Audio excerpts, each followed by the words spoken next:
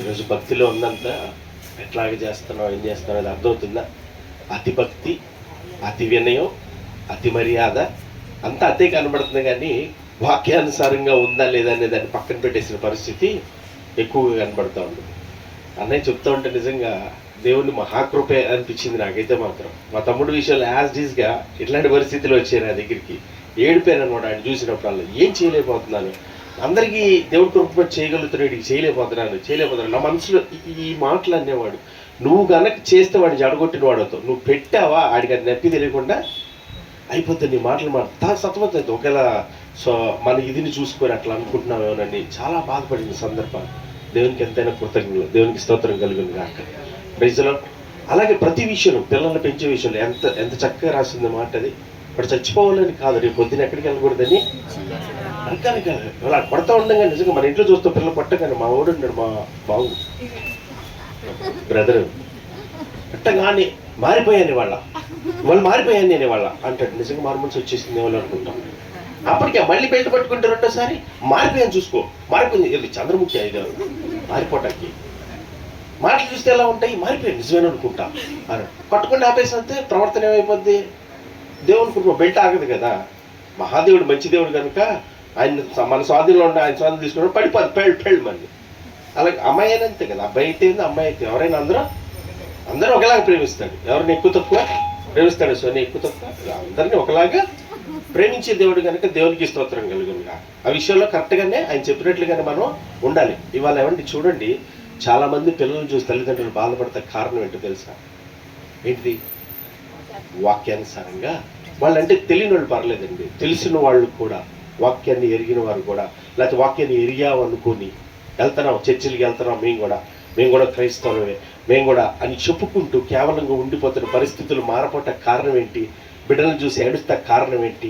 వాక్య సారాంశము తెలియదు. వాక్య సారాంశము వాక్యం తెలుసు, సారాంశం తెలియదు. దాని ఉద్దేశం ఏంటో తెలియకపోవటం కదా ఇవాళ ఇలా ఉండిపోయిన పరిస్థితి. అదే మొట్టమొదటి నుంచి జాగ్రత్త తెలుసుకున్నట్టయితే ఎంత జాగ్రత్తగా పెంచుకుంటే ఈరోజు ఆడవలసిన పరిస్థితి ఉండేది కదా. ఉండేదంటారా? కాదండి. దేవుడికి అతి ప్రేమ అనమాట. అమ్మో, పిల్లడికి నొప్పి తగిలితే, పిల్లకి బాధ కలిగితే పెంచుకుంది ఇంటికైనా చంపేసుకుంటారా పిల్లల్ని? పక్కన వచ్చి కొడుతుంటే అంటారు, చంపేసుకుంటారా ఏంటి పిల్లల్ని? బుద్ధి లేకపోతే సరే అంటాడు. ఏంటి చంపేసుకుంది? రేపు వదిలే ఏదైతే వీళ్ళు వస్తారా? ఎవరు రారు. దేవుడికి ఇటంటే అనుభవించు మీరు. నేనైతే వాళ్ళ అన్నీ నేను అనుభవించుండే. దేవుడికి స్తోత్రం కలిగినగా. హల్లెలూయా. మళ్ళీ కూడా చాలా గొప్ప భక్తి చేస్తూ ఉంటా. అన్ని చేయాల్సినవన్నీ చేసి అనాల్సినవన్నీ అనేసి చెప్పాలి కదా. 7 వారాలు ఉపవాసం పెట్టుకొని దేవా నన్ను క్షమించమంటే మంచి దేవుడు ఏం చేస్తాడు? క్షమించేస్తాడు కదా. అమాయకత్వం, ఎర్రితనం ఎంత ఎక్కువైపోయిందంటే వాళ్ళ క్రైస్తవుల్లో. అనుభవించక తప్పదు. అనుభవించక నేనైనా ఎవడైనా ఎంత పెద్దోడైనా సరే చేసిన శిక్ష ఖచ్చితంగా ఇక్కడ అనుభవించాలి. దేనికి క్షమిస్తున్నాడు దేవుడు నిన్ను నన్ను? నిత్య జీవానికి వెళ్ళటానికి మార్గాలను సారాలు పరుస్తున్నాడు. కానీ నువ్వు చేసిన దానికి ఇక్కడ అనుభవించ. ఆ భయం ఉంటే చేస్తారు, ఇంకోసారి చేయరు. ఇవాళ ఏంటంటే దేవుడు అంటే క్షమిస్తాడండి. తండ్రి వీరేమి చేయించున్నారు, వీరెవరు కనుక వీరిని క్షమించమన్నా గొప్ప దేవుడు కనుక మమ్మల్ని కూడా నీకు తెలీదా? 42 ఏళ్ళు వచ్చి నీకు తెలీదారా కృష్ణ? దున్నపోతే తిన్నట్టు ఎందుకే ఉన్నాను అంటే ఏం చెప్తా సమాధానం? అడ్డగాడిది లాగా అబద్ధం ఆడదని తెలియదారా దున్నపోతాను అంటే దేవుడు అలా పిలుస్తాడా? నాయన నా కుమారుడా కృష్ణవరు అంటాడు కదా. అంటావా? మన స్వభావం, మన బుద్ధులు ఎలాగైపోయిందో వాళ్ళ క్రైస్తవులు ఇలాగ వచ్చేసావు కదా. గద్దింపు మాట అయితే దేవుడు కాదు, నా కుమారుడా అని పిలిస్తే అప్పుడు దేవుడు. ఒరే పరిగమల్లోడు అంటే అటెందుకు వెళ్తున్నావు? మనకి అలా అనిపిస్తుంది కదమ్మా. మనకి ఎలా పిలవాలి? నా కుమారుడా, నా కుమార్తె అని పిలిస్తే అప్పుడు దేవుడు. ఒరే పనికిమల్లోడే కృష్ణవరండి పిలుస్తాడు ఇలా అంతే అని అనుకుంటాం. మన పనులు ఎలా ఉంటాయి? ఆయన ఎందుకు అలా పిలుస్తున్నాడు? కోపంతో పిలుస్తున్నాడా? బాధతో పిలుస్తున్నాడు. అలా అవ్వకూడదు నువ్వు నేనని. కానీ అర్థం చేసుకునే మనసులో లేవు. స్టేటస్లో పెట్టినట్టుగా అన్ని ఎట్లాంటి ఆశీర్వాదాలు, దీవెనలు చూసిపోద్ది. అమ్మయ్యా దేవుడు నిండారుగా దీవిస్తాడంటే వాళ్ళు ఇట్లా సరిపెట్టుకొని వెళ్ళిపోయే పరిస్థితులే అన్నింటిలో ఉంది, కనపడుతుంది వాళ్ళంతా.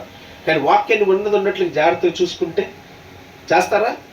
ఇవాళ నిన్ను బట్టి నన్ను బట్టి కదా దేవుడి నామం అందరి మధ్య అవమానించబడుతుందని అంటున్నాడు. వస్తుంది కదా. మన ద్వారా దేవుడి నామం మహిమపరచబడాల్సిన పరిస్థితి రాకుండా అవమానించే పరిస్థితి ఎందుకు వస్తుంది? వాక్య సారాంశాన్ని మనం జాగ్రత్తగా గ్రహించి దాన్ని అనుసరించి నడుచుకోబట్టి దాన్ని ప్రేమించే బిడ్డలను అంటే ఏం చేస్తానన్నాడు? శిక్షిస్తానన్నాడు. గద్దిస్తానంటాడు. దేవునికి స్తోత్రం. ఆ వాక్యాన్ని జాగ్రత్తగా గుర్తుపెట్టుకోవాలి. దేవుడికి స్తోత్రం. హల్లెలూయా. ఎప్పుడైతే చాలా మంది అనుకుంటారు ఎవరు చేయట్లేదు, ఎవరు అంటలేదు అని వాళ్ళ మీద వీళ్ళ మీద నెట్టుకొని వాళ్ళకన్నా మేము పర్వాలేదులే అనుకుని సరిపుచ్చుకుంటూ ఉండే పరిస్థితులు ఉంటాయి. గద్దిస్తారంటే నన్ను కూడా చాలాసార్లు, నేను ఇక్కడికి వచ్చిన తర్వాత కానీ దేవుడి కుటుంబం వచ్చినాడే చాలాసార్లు అలా అనిపించడం, గద్ది మనసుకు బాధ కలిగినప్పుడు కూడా వెనకాల ఒక మాట ఉంటుంది తెలుసా, నేను నిన్ను ప్రేమిస్తున్నాను కనుకనే గద్దిస్తాను.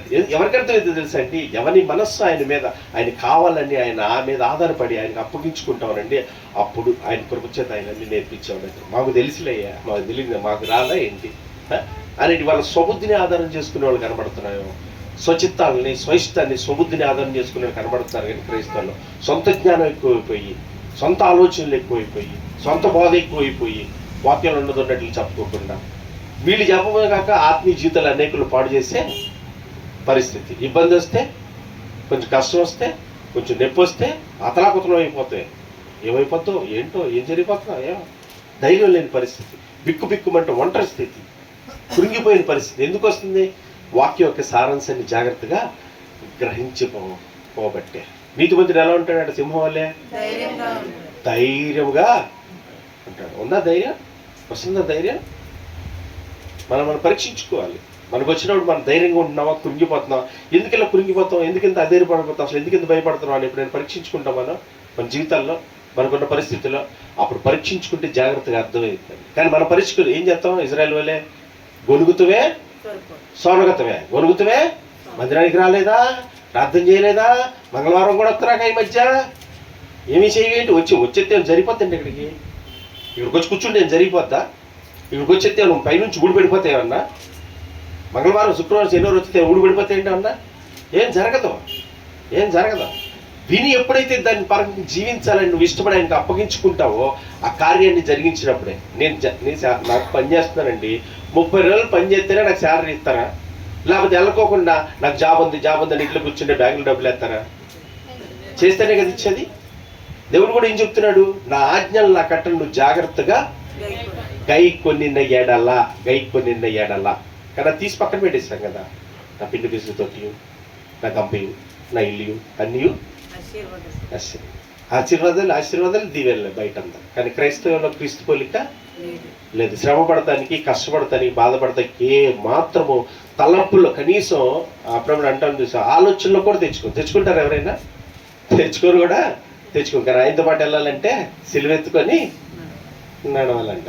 సిలువ అంటే బాధలు, కష్టాలు, శ్రమలు అన్నీ వస్తాయి. కానీ నిత్య జీవం మాత్రం నీకు ఖచ్చితంగా దానికి ఎవరు ఇష్టపడతలేదు. ఇవాళ వేరొక భిన్నమైన సువార్త, క్రీస్తుని కాకుండా వేరొక సువార్త ఇవాళ ఉన్నదంతా ఏంటంటే చాలా చోట్ల, కొన్ని చోట్ల అనమాట, అన్ని అల్లలే కానీ కొన్ని చోట్ల అటువంటి వాటిలో పోకుండా దేవుడు వాళ్ళందరినీ ప్రేమించి జాగ్రత్తగా వాక్యాలు కట్టబడాలని ప్రేమించి కృప చూపుతున్న విధానాన్ని జాగ్రత్తగా వాళ్ళు అనుసరించే విధంగా ప్రార్థించేద్దాం. దేవునికి మహిమ కలుగును గాక.